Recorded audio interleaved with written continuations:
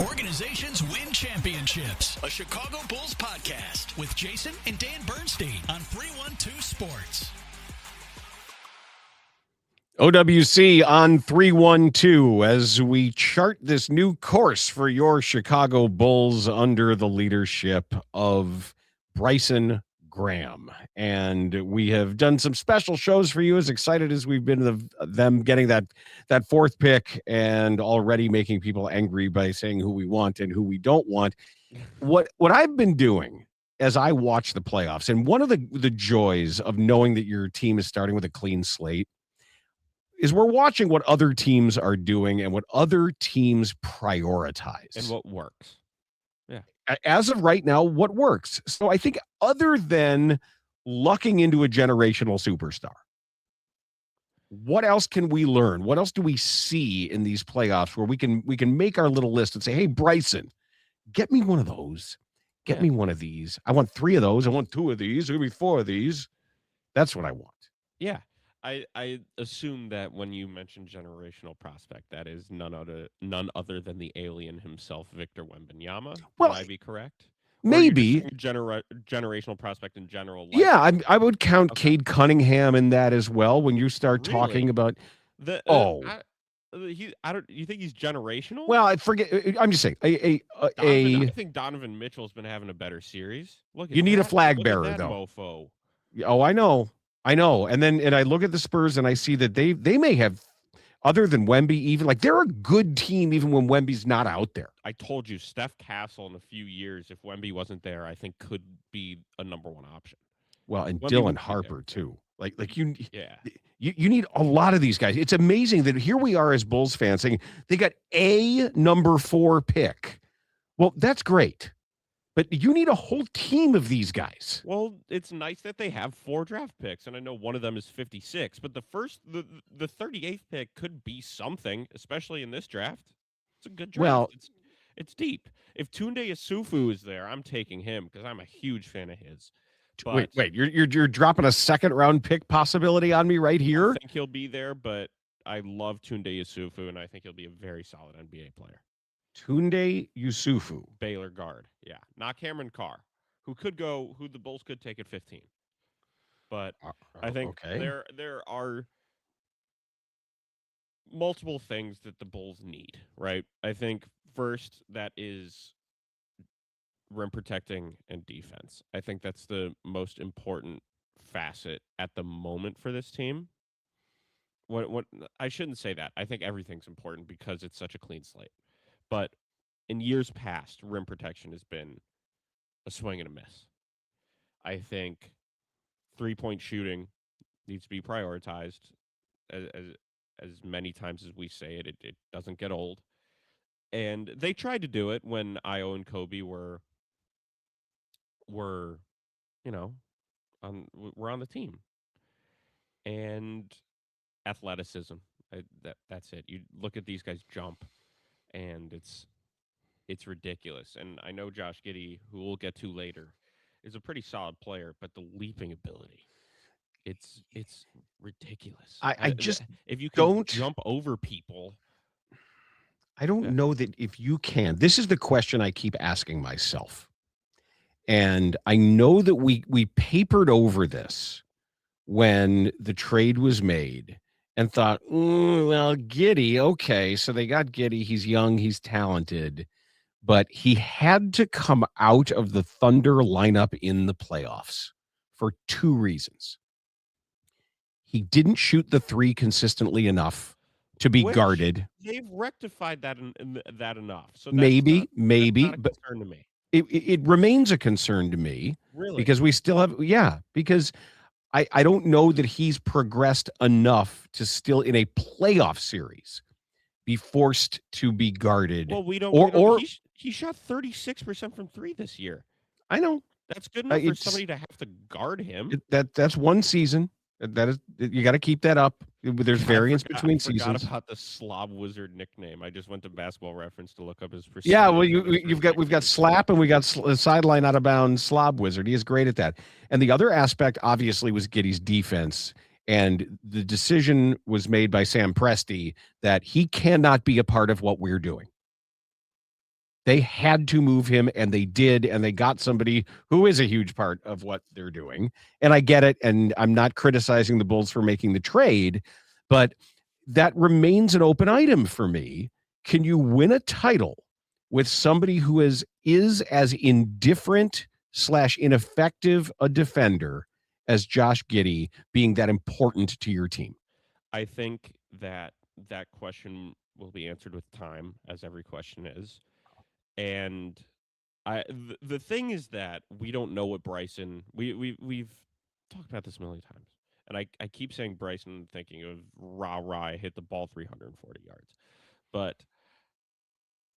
I think that depending on who they put around him to see if they can cover up some of those holes in his game, and what if they don't trade him this offseason, who knows? You never know what could happen. But that's why I bring it up. I mean, everything is on the table. I think that if he stays, I think that the most important thing is going to be roster construction around him. I do think that if they have a ridiculously good roster defensively, except for Josh Giddey, I think they could be fine. I also think that the Thunder didn't want him to be sitting on the bench as a 23-year-old because they knew that he had more to give. And I don't and he didn't have a spot on that team because I think their winning window opened earlier than Giddey's development as a player. So I don't think it's a slight. I don't think the trade was a slight on Giddey for not being that guy in the playoffs for them. I think it was more so we want to win now, so we're going to get guys that are going to win now. Josh Giddey's 23 or 24. They traded him 2 years ago now? 1 year ago? 2 years ago? What was it? How many years has he been on the Bulls now? 2 years. Yeah, so they traded him 2 years ago. So I think they were just wanting him to develop where he could. He's 23. They traded him as a 21-year-old. So if they're trying to win now, why would they want a 21-year-old that can't shoot on their roster to try to win a title now? So I guess they had the luxury. They had the luxury of having so many picks and so many young players that they could cut bait with a mistake or try to salvage the value of a mistake in a way that other teams can't. I agree with that, but when you say that the Thunder didn't think they could win a championship with him at point guard, they made the trade for Shea and they got 5 first-round picks with it. I don't even know if they expected Shea to be. I know it's ridiculous. I don't even. And I think one of them was one of them this year's the one they got 12th overall. It's unbelievable. It's just it's like Jedi mind trick stuff. That's never going to happen again. Paul George. It's never. I think some of these superstar deals and some of the Desmond Bain trade and some of these are just that they're not going to happen like this. I just don't think this is the case. I think there are so many more teams that would rather try to develop and keep their own resources, and it's probably better for the league. It really is. It's probably better that teams exercise their own picks rather than dealing for somebody like, well, that's it. That's the next 5 years or whatever it is. And here, you're stuck with this, and either he's good or he's not. Speaking of which, let me this mock trade that Bleacher Report made. Again with the mock. Are you doing this seriously? I'm going to tell you the same thing I told you last night. I want to read it out to the crowd. Why? It's just some schmo. It's somebody. Okay, fine. Go ahead. All right. So Bleacher. Can I just before you do this, can I just say that we got news from the Bulls that Josh Giddey had an arthroscopic procedure in his ankle. I don't know exactly what's fixed. I'd like to know. What they did in there, and maybe there's loose bodies floating around. Injury. That's another injury. Another one that here, there it is. He had a bad ankle the whole time and he needed surgery. So he's going to be outside of basketball activities off of that for 3 months and should be ready for training camp. So there, anyway, are we really doing this stupid mock trade? Yeah. All right. In this trade, the Memphis Grizzlies received Patrick Williams, Isaac Okoro, Rob Dillingham, and the number 4 overall pick. And I'm sure a lot of Bulls fans just said, you had me at Patrick Williams. But in that trade, the Bulls received Ja Morant and the 3rd overall pick. Why would any team do that? Here's the analysis. Yes, you read that right. This deal is the Chicago Bulls receiving John Morant and moving up one spot in the draft. That's how much of an albatross the Morant contract has become. The Grizzlies sliding down is essentially the cost of unloading Morant, but in this particular draft, that may not be a huge deal. Each of the top four players have the potential to be franchise cornerstones, and number four, at least the decision on which one to take has already been made for you. For the Bulls, Morant doesn't really make any sense for the team's short or long term prospects, but he's worth a shot for three players who also don't figure to be part of the future. And if he plays well enough to rehab his trade value a bit, Chicago could possibly move him in a subsequent deal and get even more back. And this is by Andy Bailey. It's stupid. It's stupid. Hey, Memphis, can you do that, please? I don't care that John Morant is a wild card. I don't care. Do it. I'm going to peer pressure them into doing it. It's never going to happen. This is one of my pet peeves. Anybody who's been around me, and you've been around me, what do I always say about trades? Adding extra bad to a trade doesn't turn it into good. I've had to fight this You think that adding a Coro and Williams and well, I know that you're trying to match salaries, but nobody wants like, well, that's not enough bad. Give me more bad, and I will give you good. Unless you're Arturas Karnisovas. And here the thing is too, like if you get out from under all of those salaries, it's too good to be true. You don't all of a sudden get to kind of clear a slate. And Okoro, that's the other thing too. Remember who Okoro's biggest champion was. It was Billy Donovan. Yeah. Like you're going to be separating some guys now. And that's why you get rid of your coach. It's why you move on. Yeah. Because you're not working at cross purposes now. That you're not going to have Billy Donovan there saying, "Boy, I'd love to have Ice. I'd love to have him here, man." There's no Ice? That's what they call him. Isaac. That's Caleb Williams. No, Ice is Isaac Okoro. Okay. But there are no relationships or ties that are going to be keeping any of these guys around. Right. Because it's fresh eyes. I would be surprised, but it wouldn't be crazy to say that the Bulls could trade Modest Buzelis, Of course they could. And I mentioned this on DBU today. I don't think they will, because he's a developmental prospect that has a lot. He said slap, and I think Modest has a lot of that stuff. Well, I mentioned Modest is already a good player and could still be developed to get better. So I doubt they would make that move. However, you don't know what Bryson Graham thinks. Bryson Graham also has the massive advantage of being a guy who just walked into the poker room.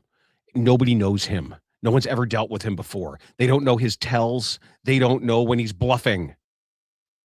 Nobody knows him. Sure, the New Orleans people work with him and Atlanta work with him. He's never been in charge of a team before. When he's on the other end of the phone now, there's no track record. Yeah. So that is all the opportunity. Listen to every phone call. And I'm parsing through everything he says and the way that he says it, because this is all brand new. Yeah. So he has a massive advantage. He seems incredibly personable. Sure he does. It doesn't mean he isn't a cutthroat negotiator, though. Yeah, I know. Exactly.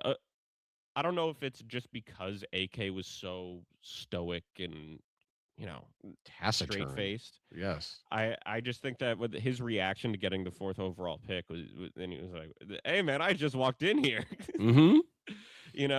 So I appreciate that, and his willingness to even just talk to people. I think is great, and it's refreshing. It's very refreshing, and I like hearing it. And I don't know who was in charge of Giddey getting the surgery. Maybe I doubt it was him, but you don't know. I mean, ultimately, it's his decision. Right? You can't force somebody. Know with this team. You never know. Well, with anybody, you can't ever force somebody to have surgery. Correct. One time I remember that it was Alonzo Spellman on the Bears that they said you have to have the surgery to fix this, and he wouldn't do it. He said, "I don't like having surgeries," and they had to suspend him. Okay. So it's because it's in your contract that if you have to do what is asked of you medically, it's part of your responsibility because the team is investing so much in you. But I want to get back to what you said about Giddey being more viable depending on who is around him. and how it's all configured. Who are the best rim protectors in this draft class? Mara, just because of his size. I don't know much about this dude Steinbach or whatever. Yeah, I just wonder who. It's a very guard and forward heavy draft. Mm-hmm. But you're right. Mara is definitely. Mara's probably my number one.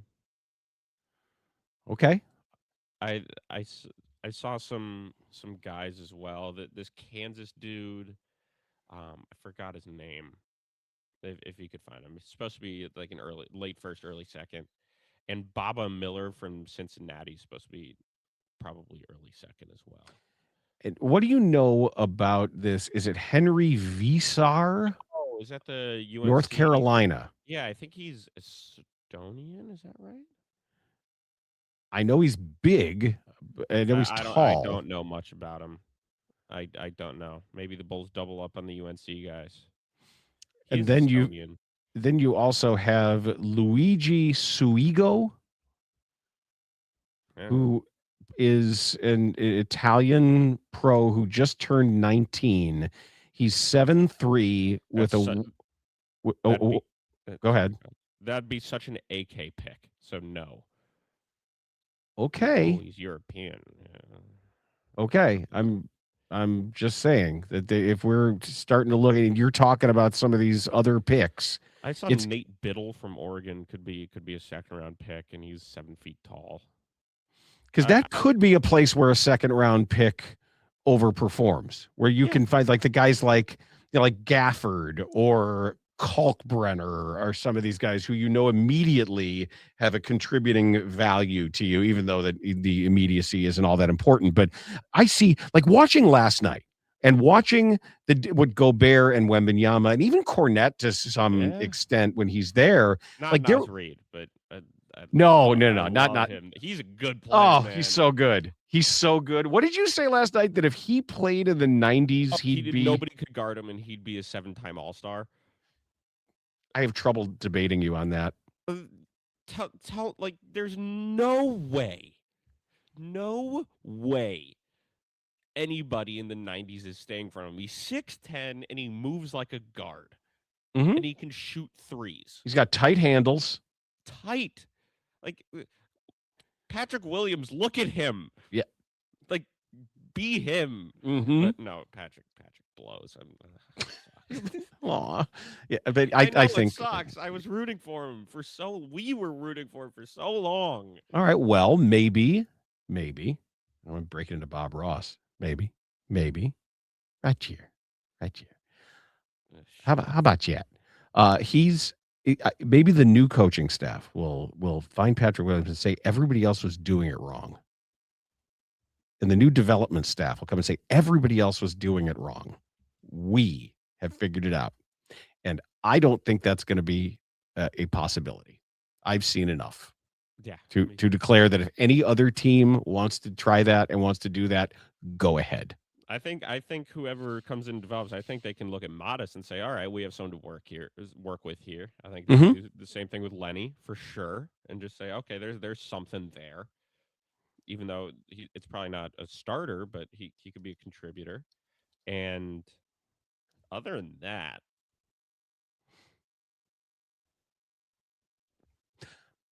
I want to make note of something Julia Poe reported in the Tribune regarding a move by Bryson Graham. He's actually done something. Did you see this? That yesterday, Graham fired Windy City Bulls general manager Josh Malone? No. That was his first move. I don't understand. And somebody's going to have to help me with this. I guess I don't understand G League GMs. I don't really either. You don't need G League GMs unless it's the guy at whatever little town and little arena deciding how much popcorn to buy. Yeah. That's fine. An actual business GM. It's a minor league GM. I know a lot of minor league GMs. I worked for them. I worked in the minor leagues, and their job was selling tickets. Their job was doing in-game production and selling tickets and selling sponsorships. Well, because there's like a G League draft and stuff like that, and G League trades even. I just don't know. But your G League shouldn't be in charge of that. Well, Your general manager. That's what I'm saying. I don't know whether this guy Malone was or it was AK the whole time.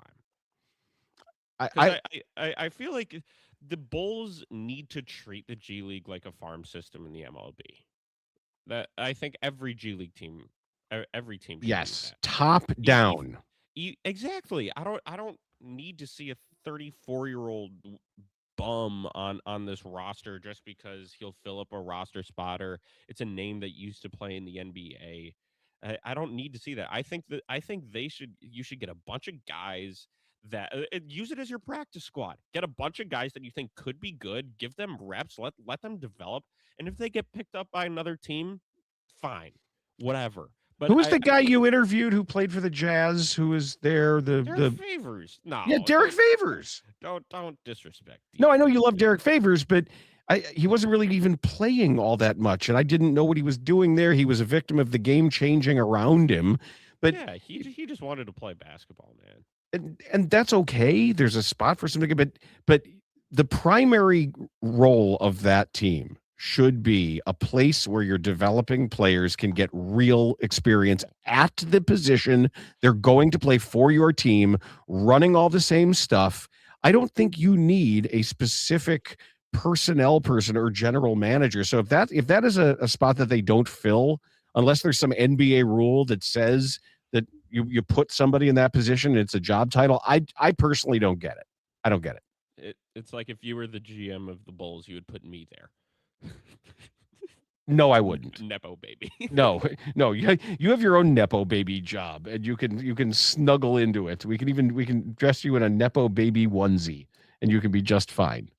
Should that be my Halloween costume? Is just a Nepo baby and wear a onesie that says Nepo baby? It's actually a good costume. That actually would kind of be cute. You could get a rattle and a giant binky. You can get a binky with a hose in it that goes into your beer. I was gonna say that or a bottle, like a baby bottle with beer in it. Yeah. Yeah, you could do that.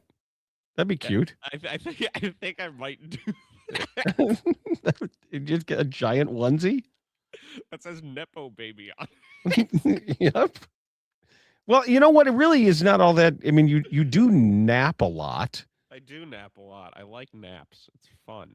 You'll occasionally throw a tantrum when you don't get what you want. What the hell is wrong with you? Yeah. It says that. Where do you think I got that from? What are you talking about? From Mom. I don't throw tantrums. I don't get what I want. Tantrums. No, I just complain. I don't throw not like you throw do. Tantrums. You whine a lot is what you do. Well, that's different. That's worse. Why? You can just get it out. The only time I throw a tantrum is if right now when you're No. The only time I throw a tantrum, and this is that's still, even though I've done much better at controlling my anger and being aware of it and breathing my way through it. You throw a tantrum when you post a picture on Twitter and somebody's like, "I hate that fish" or something. The thing is to know that was quite the tantrum. If I come home from, well, that's a little more than a tantrum. Yeah, that was an episode. Yes, that was like, hey, you're fired. Now go get help. That's above a tantrum. So when I get home from the store and I'm excited to cook something, and I've either not checked as to whether or not we have it at home, or I forgot to get something I needed at the store to make what I'm excited to make, and I have to go back. How often does that happen? Often enough that I could cite it as a reason why I throw a tantrum. Like so if you're an idiot. Well, being an idiot myself and forgetting something, like that's why I just texted Mom to see if we had chicken thighs, because I didn't want to get all excited about making barbecue chicken thighs and then not get them and come home and see that we don't have them. I would have been very unhappy. Didn't we just have Popeyes? I'm not having Popeyes. I'm having barbecued chicken. It's different. I know. God, it's so good though. Popeyes? Popeyes is so. I know. It's so good. It's so expensive though now. Oh my God! Yeah, 12-piece family meal was $45. Not even on DoorDash. Like I went to pick it up and it was so good though. Are you interested at all in Daryl Morey now that he's been let go by the Sixers? No, not at all. Why not? He hasn't won a title anywhere. Okay. 2, You just hired a guy. Let him. Let him. If that's his guy and he hires Daryl Morey, fine. But we need a stats guy. We need a quant guy, and What he's has that that. done for the Rockets or the Sixers? But if The he's not Sixers, in charge, Joel Embiid has not made a conference finals in his entire career. forget that for a moment. James Harden never made the finals. I'm not putting Morey in charge of my team. But if he wants to work, I'd rather if Bryson has a stats guy, I would go with him over Morey. okay. I don't need another old white guy. Okay. I'm just saying he's pretty good at that side of things. If he's not making all your if that's his guy, sure, go for it. Have at it. okay. Have a day. But that's not something I'm looking at. Right now, I'm focused on doing my own mock drafts on the ESPN simulator and cranking my hog. So what? That's not a job. You can't say. Did you just say that out loud? You can think that, but you're not supposed to say that. That's not in the job description. I don't think. If they put that on there, I don't think you're allowed to put that. Believe me, there are NBA executives who've pretty much done that for their job. As long as it's not in public, I think. But okay. Well, that's different. That's an MLB catcher. That's Reese. That's yeah. Wait, was he in the White Sox now? Yeah, Reese Magooner. I think he is. I think Reese Magooner has got himself a job on the White Sox right now. His job description. All right, you are going to have a job. I want you to do some scouting about possible rim protectors, maybe even second round picks of people who can develop into run the floor defensive bigs, rim rollers, rim protectors. This guy his name is Flory Badonga. Oh, I've seen him. Yeah. But he's not he's only like 6'8", isn't he? I don't know that he's big enough. He's 6'10". Okay, no, I like him. He plays hard. Okay.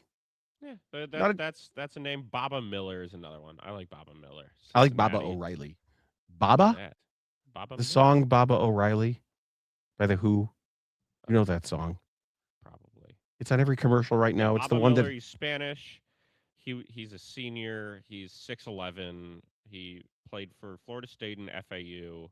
Okay. Oh, that's why I recognize the name. I saw him play last year at Tulane because FAU's in the same conference. Yeah, he's long and tall, and he blocks shots. But is he good? I don't know. We'll see. Okay. We'll see. Okay. He's willing to take threes, but I mean, yeah, last season 2 blocks a game or 1.7 blocks a game with FAU, and with Cincinnati averaged 1.2, 6'11", 225. Yeah, I'd take a look at him. Here's the other note before we get to the showdown. I just wanted to add this from the bottom of the Tribune story that Bryson Graham will begin the initial stages of the coaching search now. That includes requesting permission from teams to interview potential candidates. So that process is going to start. Let the rumor mill start. Graham previously suggested he was open to hiring an up-and-coming coach rather than seeking a veteran with championship experience, meaning the Bulls could look at current assistants on prominent coaching staffs. So no real news there, only that it is getting started, and the Bulls are getting some looks at some people at the combine. Yeah. So yeah, Boozer looked slow, but whoa, what? Yeah. Oh, Boozer looked slow in the drills. His feet. Which drills? Like the shuttles and a lot of the side to side stuff. I was worried. Well, he is slow. The hell out of the ball, man. And he pass. Can shoot it. And the other thing I just wanted to say, I know it's not Bulls related, but it sucks about Brandon Clark, man. That really sucks. Hope the Grizzlies are okay and all his friends are okay. I hope it wasn't like a self-induced thing. That would be awful, and just I hope I hope it's not like a Rondale Moore situation where he gets injured in back-to-back years and it just kind of builds And up. 'Cause, I think that well, clinical depression can set in, it's important. and It's important to reach out, and I feel like a lot of men are hesitant to do that because they have to be men and man up and that sort of Mhm. stuff. But I think it's really important to reach out and be vulnerable when you need help. So, well, and I hope think we and should Jason follows mention as well. that is Mental Health Awareness Month, Yeah, and there is a hotline for the Suicide and Crisis Lifeline. Help is available, 988. So if you call 988, I know there's Safe to Help Illinois specifically here, but the 988 Suicide and Crisis Lifeline is what we would urge you to call. And again, we don't know exactly what happened with Brandon Clark, but even as part of that speculation, we should always put that number out there, because there are people who will talk, and calling that number saves lives. It absolutely helps people. So yep. let us do the showdown.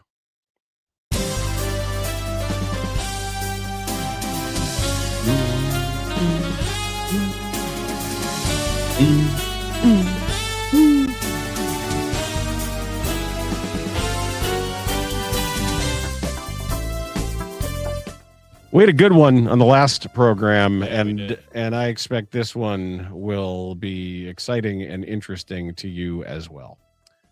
Are you ready? Yeah, I can All go right. first if you'd like, or do you want Yeah, I'm going to. So I mentioned Cade Cunningham before. Mm-hmm. Cade Cunningham in this series, in round one of the playoff series against the Magic. Not this series. The last. Excuse me, not this year, the last series. Cade Cunningham had over 225 points and 50 assists. And how many turnovers? Not turnovers, not a part of this, but he topped 225 points and 50 assists. He is only the fifth player ever to do that in any single playoff series. So name the other four. Well, one guy's done it twice. LeBron. Yes, LeBron did it twice. LeBron did it in round one of 2018 and the conference finals in 2018. No, that 2018 year is nuts. Yeah. Yes. So LeBron is one. Jokic. No. Wow. I will say there are two active players and two retired players. Luka. Very good. Round one of 2021. So one more. I'm going to go for the active guys first, just because. Okay. That's what I feel more comfortable with. I'll say. I don't think he passed he was enough of a ball handler, but I'm just going to say Giannis. It's Giannis. It is. Okay. Very good. Round two, again, 2021. All right. So Giannis did it. Now you need the other two guys. And I would say one. I'm going to say Larry Bird, first of all. No. Okay. Isaiah Thomas. No. Magic. No. Robertson. Yes. All right. Very good. Oscar Robertson did it in the 1963 conference finals. Okay. Now it leaves you the last one that you would know of this series, even though it happened the year I was born. 69. Jerry West. Yes. And do you know why it stands out? Is that he won the Finals MVP and lost? Yep. Yeah. And where do you know that from? Just winning time and general knowledge. I was thinking specifically winning time.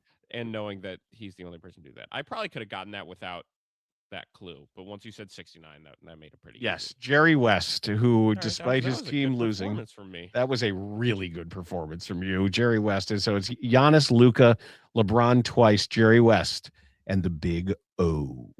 Man, Oscar Robertson was that dude. All right, mine's a bit more simple. Recently, because of nostalgia and I don't know why, but I've been playing a lot of old 2Ks, or 2Ks that are now going to be 10 years old very soon, if they aren't already. So I want you to give me the top 5 Bulls players according to NBA 2K in NBA 2K17. 17. The top 5 Bulls. I'm trying to ratings. Yeah. Trying to remember when the trades were. Was Butler on that team? Jimmy Butler, 88 overall, is the Okay. best player on that team. Okay, so Jimmy Butler in 2017 was number 1. So that was that God, that's forever ago. I know. Luol Deng Wasn't there. He wasn't there. No, Lowry wasn't there yet. No. Was it Mirotic? Yep, he's ranked 5th at 76 overall and tied with Taj Gibson. So that's you still need 3 more. All right, so I got Mirotic and Taj. Well, Taj is still playing. I know, it's insane. Mirotic, Taj. You need 3 more. I guess it's 6, but Gibson and Mirotic were tied. So if you got either one of those, I would have counted. 2017. Was Nate Robinson there? No. When was that? Way before. Oh yeah, that was the different incarnation. That was the Tibbs team. So the 2017 team had so Deng was gone. Heinrich was gone. Nope. Trying to think who it was. Chris Dunn? No. No, because he was there with he was with Minnesota. This is pre-Minnesota trade. Oh my God. I'm trying to remember. Guards? 2 guards, 1 big man.